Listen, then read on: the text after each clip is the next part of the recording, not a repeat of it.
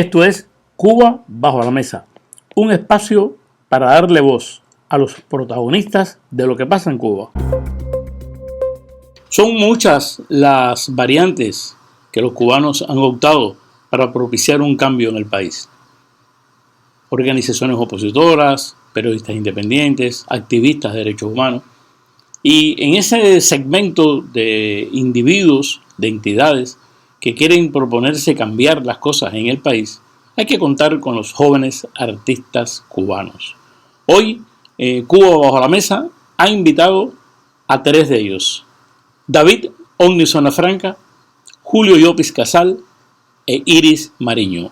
Con ellos vamos a escuchar sus experiencias al respecto y qué piensan ellos de cómo desde el arte se puede hacer algo por cambiar las cosas en Cuba.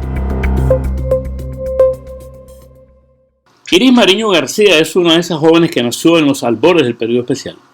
En el año 2009 se graduó de bachiller en artes escénicas en la Academia de las Artes Vicentina de la Torre en la ciudad de Camagüey. Pero hay que anotar que ya desde antes de graduarse se vinculó al Teatro del Espacio Interior. Esta es una agrupación dirigida por Mario Junquera, donde ella ha sido Ofelia en la puesta en escena de Hamlet, una ópera muerta, y ha tenido también otros personajes relevantes, entre ellos en el espectáculo La Panza del Caimán, de tremendo impacto en la ciudad de Camagüey, que fue nominado al Premio Caricato, donde hizo el papel de la madre. Desde el plano personal me atrevería a decir que tengo la suerte de trabajar en Teatro del Espacio Interior y nunca he sido censurada como actriz, pero no dejo al margen que como institución teatral, Teatro del Espacio Interior en sus 32 años de experiencia ha sido censurado en disímiles ocasiones. Incluso nuestro director fue detenido por oficiales de la seguridad del Estado, ha estado encarcelado por los discursos que mostraba en sus primeras etapas del grupo, ha sido cuestionado por agentes públicos, ya sea directores de cultura o de artes escénicas, por lo que pone en sus puestas en escena, por el discurso que defiende en sus puestas en escena o las cosas que publica en las redes sociales. Amenazado con cerrar la agrupación. Incluso nunca en esta última etapa, en esta última década, hemos sido invitados a ningún evento teatral en el país. En el año 2019 la crítica teatral nos galardonó con el premio Villanueva. Y de los 4 espectáculos, las 4 agrupaciones que fueron galardonadas con la categoría de adultos, fuimos la única agrupación que no fue invitada al Festival Internacional de Teatro de ese año, lo cual es una vergüenza para el gremio y para la cultura de este país. Los integrantes de Teatro del Espacio Interior hemos sido interrogados por oficiales de la seguridad del Estado en disímiles ocasiones y perseguidos también por ellos. Nuestro teatro se tilda de peligroso, de punzante. Es un teatro que siempre dice la verdad, que descarga en la sociedad. Es polémico y social, y eso a ellos le duele. En su currículum, Julio Llopis Casal casi siempre se siente obligado a escribir que es licenciado en Historia del Arte de la Universidad de La Habana, pero en la realidad prefiere identificarse como un artista plástico, un artista que ha hecho obras que cuestionan la realidad cubana y sobre todo su participación el 27 de noviembre frente al Ministerio de Cultura le han granjeado realmente una pésima opinión de las autoridades culturales del país. Nos cuenta él sus primeras experiencias con el tema de la censura. No me tocó vivir muchas censuras en lo que yo llamo mi época de normalidad en las artes visuales del panorama cubano. Yo pasé directamente de la posibilidad de ser censurado en esa época de normalidad a el hecho de ser un proscrito total después del 27N. Recuerdo 2 anécdotas particulares. Una sucedió alrededor del año 2014 o 2015, si mal no recuerdo. Yo tenía un proyecto que se llamaba La Fracción. Era una columna dentro del periódico Noticias de Arte Cubano que imprime el Consejo Nacional de las Artes Plásticas, y en él dependía de colaboraciones con otros artistas, y una colaboración de un artista fue censurada directamente. No era algo muy evidente, pero hacía un juego con el escritor cubano Pedro Marqués de Armas, y después de consultas, incluso con el Instituto Cubano del Libro, se decidió que no se podía poner esa colaboración, entonces se puso otra del mismo artista. Lo otro es lo que llamamos un elemento de persuasión. Principios de enero de 2018, en el marco del 7º Salón de Arte Cubano Contemporáneo, yo estaba participando con una pieza que era una instalación, y como parte de la pieza iba a haber 3 conferencias que hablaban, en que se iba a hablar sobre 3 momentos del arte cubano reciente. En la última, en que estaba invitado José Ángel Toirac para que hablara de la experiencia de la exposición con lo que era entonces el colectivo de 4 artistas ABTV, al que pertenecía, la exposición Homenaje a Jan Jaque, en 1989, que fue montada pero fue censurada y no abierta al público. El día que iba a tener esa charla con el público, intercambiando con Toirac, que estaba ahí, fui emplazado por el director del Centro de Desarrollo de las Artes Visuales, que no me amenazó, pero tuvimos una conversación muy rara en que me preguntó qué yo haría si llegara Tania Bruguera al conversatorio. Y yo le expliqué que bueno, que no haría nada. Él me dijo que tuviese cuidado porque eso ella lo podía intentar manipular. Yo le dije que era mi obra y que consideraba que ella no haría eso, y no pasó a mayores, pero digamos que esas son las 2 anécdotas de las que puedo referir que tengan que ver con la censura. Si uno pregunta en algún lugar de La Habana quién es un artista que se llama David Escalona, quizás sean pocos los que puedan responder correctamente. Pero si en lugar de eso preguntas por David Omni Zona Franca, todo el mundo sabe que estás hablando de un artista músico, de un performático que vive en Guanabacoa y que realmente es uno de los jóvenes artistas cubanos que con más frecuencia aporta cosas nuevas al panorama de la música, al panorama de la creación artística cubana, sobre todo portándose mal. Antes de yo estar totalmente censurado como me encuentro ahora, que estoy censurado incluso en el paquete de la semana, yo estuve al principio con Abdel La Esencia, estuve llevando mis videos ahí para promocionar mi música en el paquete de manera alternativa, ya que no me dejaban cantar en ningún cine, teatro o espacios públicos de ese tipo. Y la seguridad del Estado fue a visitar a Abdel La Esencia. Él me lo dijo y todo a mí: mira, David, vino la seguridad aquí, ya ni en el paquete puedo estar.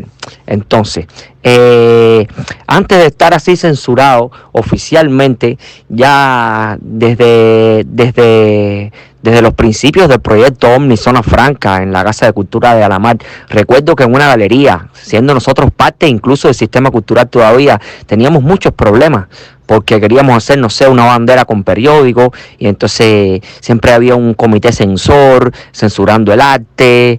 En fin, a lo que me refiero es que a todos los artistas, periodistas y sociedad civil en general siempre va a tener este tipo de problemas a la hora de mostrar en su obra algún tipo de estética o algún tipo de postulado muy personal, y sobre todo si promueve cambio social y si estos cambios no han sido como pensados por el mismo Partido Comunista de Cuba. Ese ha sido básicamente el problema, y el hecho de mantenerme en esa estética personal de criticar, de transgredir, incluso de transgredirme a mí mismo como ser humano, ha traído muchos problemas. Y actualmente no puedo cantar ni en mi propia casa. La última vez que traté de hacer un concierto en mi casa, la seguridad del Estado montó todo un operativo policial, sofocaron a público, a personas que venían de público a verme a mí. Pasaron muy malos momentos con la seguridad del Estado en los alrededores de mi casa. David es uno de esos artistas que ha tenido la ocasión de tener conversaciones, interrogatorios con los oficiales de la seguridad del Estado que atienden estos casos. Él tiene una reflexión muy particular sobre estos encuentros que me gustaría compartir con ustedes. Es que ellos están cumpliendo órdenes. Entonces, uno está planteando un problema, uno muchas veces tiene una solución a algunos problemas y se encuentra que las personas con las que está conversando o entablando un debate o un diálogo, una conversación, no tienen la capacidad de dar respuesta a tus preguntas, no tienen la capacidad de hacer un cambio real en este país. Sencillamente están cumpliendo una orden y vienen a decirte que o no salgas tal día de tu casa, o no puedes salir tal día, o si intentas salir tal día no te vamos a dejar llegar. Y ese es el tipo de cosas a las que se resumen esas conversaciones. Uno trata de explicarle los puntos que tiene uno, la preocupación que tiene uno por el país, por cómo vivimos los cubanos, por cómo se pudiera cambiar, y te das cuenta que es por gusto. No tienen la capacidad, por ejemplo, ninguna de las personas de la seguridad que ha conversado conmigo tiene ninguna capacidad de hacer un cambio real por este país. Más bien tienen la capacidad y muchas veces encarnan ese deseo de defender y proteger lo que ya existe. O sea, cero cambio, más bien proteger a los gobernantes, proteger su ideología. Bueno, proteger esa ideología es una cosa bien abstracta, ¿no? Porque esa ideología es una apología de la pobreza y de la humildad y de vivir todos iguales, cuando todos estos líderes viven vidas de lujo, con hospitales y de lujo para ellos, y salen en las mesas redondas con sus cajetillas de dientes nuevas y mi mamá no tiene dientes, en fin. Las reuniones con la seguridad del Estado, por más que uno quiera dialogar, debatir y pensar el país, no es el tipo de persona con la que se puede dialogar o pensar un país. Esto que nos cuenta David no es algo exclusivo contra él. Yo me atrevería a decir que la mayor parte de los artistas cubanos, sobre todo los artistas jóvenes cubanos que han tenido alguna postura incómoda frente al régimen, han sufrido en mayor o menor medida algún tipo de control, de represión, de interrogatorio. Y vamos a poner dos ejemplos, del caso de Julio Llopis y de Inés Mariño, que nos cuentan sus experiencias al respecto. Mi activismo y colaboración en el medio de prensa independiente La Hora de Cuba me ha llevado a sufrir amenazas y detenciones por parte de agentes de la seguridad del Estado, este órgano represivo del país. La primera que sufrí fue alrededor del año 2016-17, cuando dos agentes de la seguridad del Estado me interrogaron y amenazaron en la Academia de Arte Vicentina de la Torre, donde daba clases de expresión corporal, y mi hijo menor de edad también estudiaba en esa academia. Junto a la directora del centro, María Mercedes, se prestaron a interrogarme y amenazar también la integridad física mía y de mi familia. Hubo una etapa en la que me echaron excremento en la puerta de mi casa, luego pintaron carteles ofensivos hacia mí y hacia mi familia. Luego el acoso hacia mi persona se incrementó y empezaron a perseguirme por algunas zonas de la ciudad de Camagüey donde yo me dirigía. Ellos estaban detrás de mí. También acoso en las redes sociales. Me citaron en disímiles ocasiones para levantarme actas de advertencia e interrogarme. La última acta de advertencia me la levantaron el 20 de noviembre del 2021, donde me filmaron, incidieron con una cámara sobre mi persona y firmaron este interrogatorio y me acusaron de 6 delitos, entre ellos el delito de sedición y de desorden público. En el año 2016 fue la primera vez que fui regulada. En el año 2018, si mal no recuerdo, la segunda vez, y después en el 2019. Desde entonces formo parte de la lista de regulados personas de interés público en el país. Hasta el momento yo nunca he recibido una citación oficial para un interrogatorio de la seguridad del Estado. Las veces que he estado frente a un oficial de la seguridad del Estado ha sido por cuestiones ajenas a mi voluntad o cuando he estado detenido, y recientemente al llegar del extranjero en el aeropuerto fui interrogado directamente por un agente antes de que me permitieran salir de la aduana e irme a mi casa.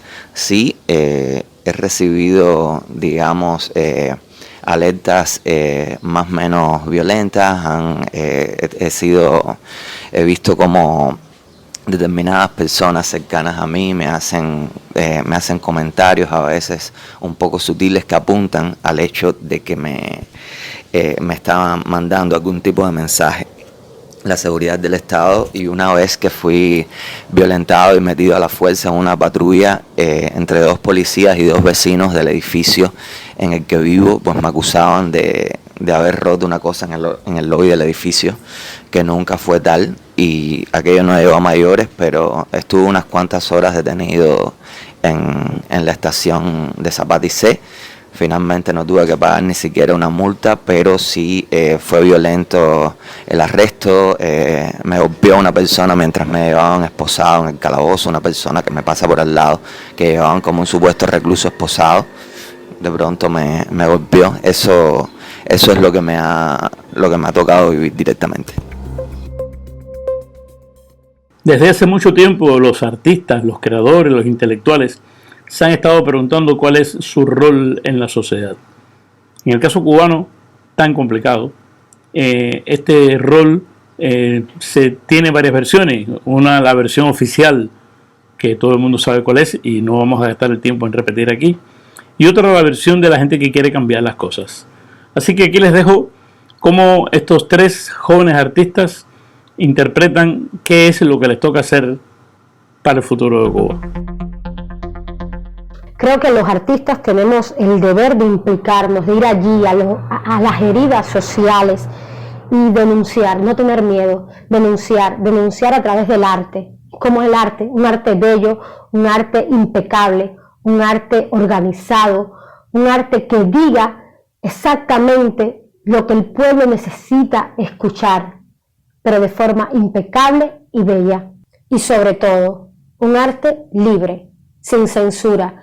No debemos censurar nuestra mente, debemos volar como artistas y ir allí a desgarrar esa sociedad, esos defectos que existen en esta estructura social. El régimen de Cuba fundamenta su existencia en lo burdo, en lo feo, en lo grotesco, en el chisme, en el murmullo. Y eso es lo que nosotros debemos combatir. ¿Cómo? Con lo impecable, con un arte impecable, un arte digno y bello. Yo no creo que el arte tenga una capacidad especial de cambiar la realidad. El arte es un registro más del lenguaje que prioriza componentes estéticos y emocionales y espirituales de un modo especial, pero eso no le da un privilegio.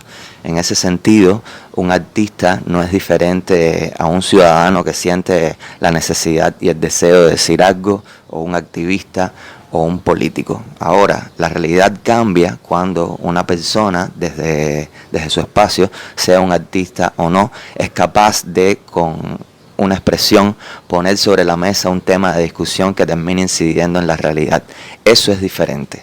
No creo que tenga que ver con un privilegio. Ahora, un artista puede contribuir a cambiar la realidad en Cuba en la medida en que exprese desde su arte cuestiones que de una manera más o menos especial llame la atención sobre los conflictos que vive el cubano en la realidad del día a día dentro de la isla. En la medida en que haga esto de modo más sistemático, en la medida en que ponga todas sus capacidades expresivas en función de que el mensaje llegue de la manera más exacta posible, podrá contribuir a que cambie la realidad, porque la realidad cambia precisamente cuando de manera colectiva se discute sobre un asunto, y eso es algo que no pasa en Cuba de modo natural. En ese sentido, el arte tiene un privilegio, digamos, por el modo en que ha sucedido la historia, pero no es más especial que lo que pueda decir una persona común y corriente que no sea un artista. Los artistas tienen la capacidad de cambiar la realidad en la medida en que sean honestos. Sí, me parece que el arte mueve conciencia. El arte, hay un arte que siempre ha cambiado las sociedades, siempre las ha llevado a mejor. Los artistas, los poetas tienen esa licencia poética de crear nuevas realidades, de criticar, de hablar, de crear imágenes. Y sí, me parece un instrumento no solo que mueve conciencia, sino necesario, que cuando se ausenta de este tipo de luchas, evidentemente las retrasa y las demora más de lo necesario. Por ejemplo, puede haber un movimiento social muy interesante, con muchas ganas de cambiar y con ideas súper profundas y necesarias para la sociedad, pero si a la hora de repartir sus volantes o sus promociones la hace alguien en Office Word y la imprimen en una impresora en blanco y negro con una letra Arial y la ponen en las paradas, eso no está bien, muy bonito, puede que la intención sea muy buena, pero cuando un flyer o alguna idea se promueve bajo alguna estética artística más elaborada, más preciosista, evidentemente el impacto va a ser mayor. Uno de los planteamientos más comunes entre las personas que quieren cambiar las cosas en Cuba es una frase que se repite mucho de hay que hacer algo. Y ese algo para algunas personas es lanzarse a la calle, para otros es escribir un graffiti en una pared diciendo H, B o R, y la otra es ejercer el arte como medio de cambio, como potencial influencia en las mentes de la persona, que es indiscutiblemente una de las mejores maneras que se puede emplear la energía con la intención de cambiar las cosas en cualquier momento y en cualquier lugar. Los jóvenes artistas cubanos están empeñados en cambiar y están haciendo lo que le corresponde, están haciendo arte. Siempre que escucho que el arte es algo superfluo, un elemento perfectamente prescindible en la lucha por obtener los resultados que uno se propone en la vida, siempre recuerdo una frase de mi amigo, el poeta vecino del Parque Trillo, que dice que el adorno es al arte lo que el filo es a la espada. Y con ese pensamiento me despido, para invitarlos a la próxima edición de Cuba Bajo la Mesa.